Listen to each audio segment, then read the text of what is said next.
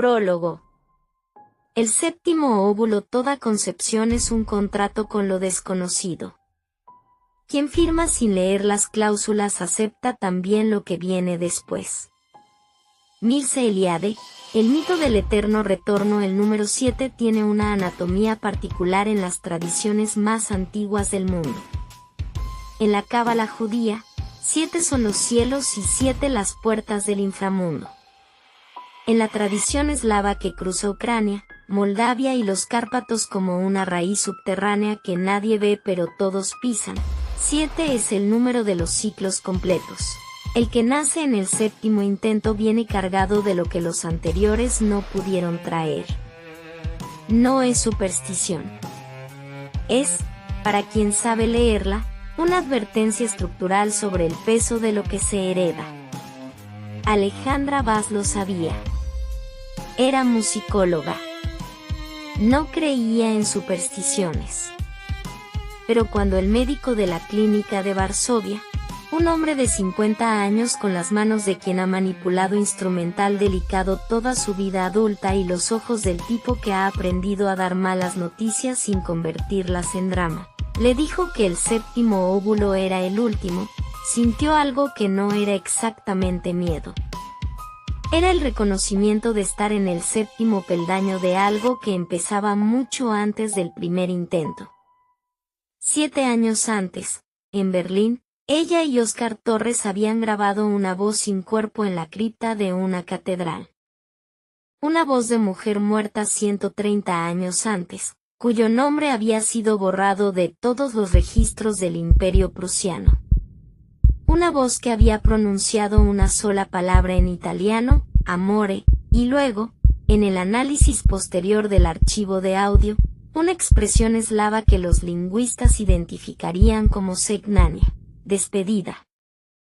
Adiós. No había sido un adiós. Había sido una dirección. Es el año 2025. El séptimo óvulo es fecundado en Ucrania. En plena guerra.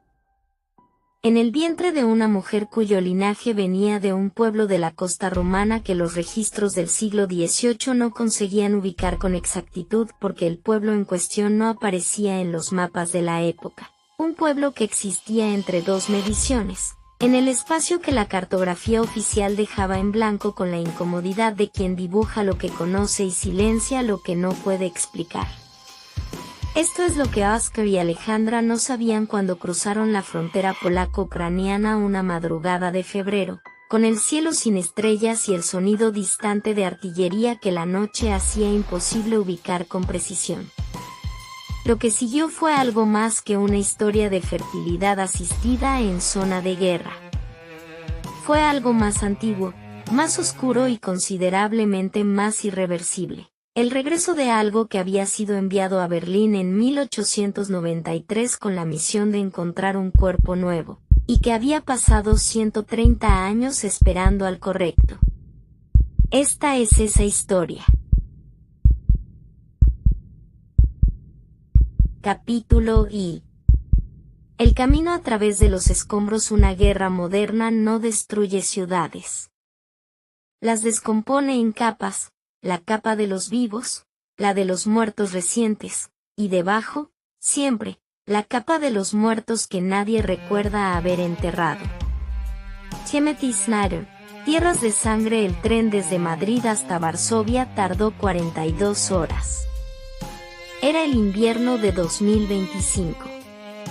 La guerra en Ucrania llevaba ya casi 3 años convertida en ese tipo de conflicto que los noticieros describen con la monotonía de quien ha aprendido a hablar de lo terrible como de algo que simplemente ocurre.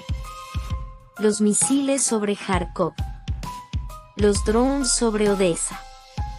Los frentes que se movían centímetros por semana con el costo de miles de vidas por cada centímetro.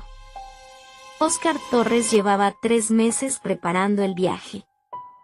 No como turista ni como periodista, aunque lo era, con credenciales actualizadas de 3 redacciones europeas, sino como padre en ciernes que necesitaba cruzar una zona de guerra para estar presente en el nacimiento de su hijo.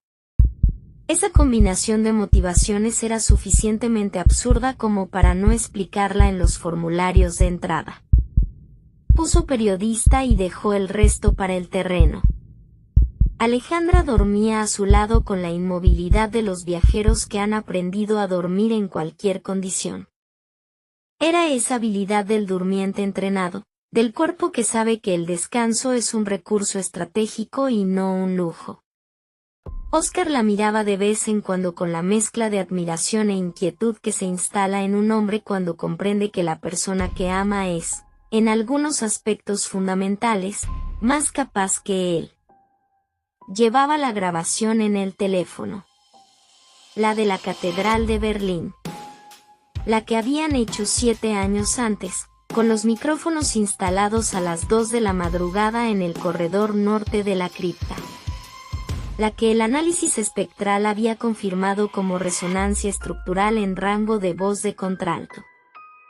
La que la física explicaba perfectamente y que, sin embargo, Oscar seguía escuchando como si contuviera algo que los decibelios no alcanzaban a medir. A las 2:17 de la madrugada, mientras el tren cruzaba la llanura polaca con el cielo negro absoluto afuera, abrió la grabación. Puso los auriculares. La frase de 4 notas ascendentes. El portamento italiano. El do sostenido que llenaba el corredor de la cripta con algo que tenía más textura que el sonido normal. Y al final, casi inaudible, la expresión que los lingüistas habían identificado como segnania. Despedida. Solo que esta vez, escuchándola en el tren que se acercaba a Varsovia, le pareció oír algo que las reproducciones anteriores no habían tenido. Una inflexión al final de la palabra, una curva melódica tan leve que podría ser ilusión auditiva, que no sonaba a despedida. Sonaba a bienvenida. Varsovia en invierno tiene la paleta cromática de los archivos en blanco y negro. El gris del cielo que los polacos describen como nievo oloviane, cielo de plomo. El blanco que la nieve convierte en beige cuando las ciudades la pisan. El negro de los abrigos de quien ha aprendido que el color es un lujo de los climas más benignos. Los esperaba en la estación un hombre que Oscar conocía de 2 investigaciones anteriores. Marek Wierzbicki, 43 años, corresponsal de guerra reconvertido en facilitador de viajes a zonas de conflicto. Tenía la contextura de alguien que ha pasado décadas en lugares donde el tamaño físico es un argumento válido y los modales de quien ha aprendido que la discreción es más útil que la fuerza. El plan era simple en su estructura y complejo en su ejecución. Tren hasta la frontera. Automóvil desde allí. Ruta alternativa por Lviv. Luego hacia el este siguiendo corredores humanitarios que Marek conocía con la familiaridad de quien los ha transitado docenas de veces. Hay alertas esta semana en Kiev, dijo Marek en el andén, sin preámbulo. Drones. Nada que no manejemos. Pero quiero que sepan que habrá momentos en que el protocolo va a hacer bajar del auto y meterse en una cuneta. Sin preguntas. Entendido, dijo Oscar. ¿Ella también? Alejandra miró a Marek con la expresión de quien ha encontrado esa pregunta condescendiente pero ha decidido, por razones prácticas, no hacerlo notar todavía. Yo también, dijo. La frontera entre Polonia y Ucrania en el cruce de Medica tenía la anatomía particular de los lugares donde 2 realidades coexisten sin reconciliarse. De a un lado polaco, el orden europeo, la señalización clara, el personal de Cruz Roja con los chalecos naranjas. De a un lado ucraniano, la misma infraestructura, pero con la textura diferente de lo que existe bajo presión continua, donde cada cosa funcional es un logro y cada logro es frágil. Cruzaron a las 3 de la tarde. El guardia ucraniano revisó los documentos con la minuciosidad de quien sabe que su trabajo importa.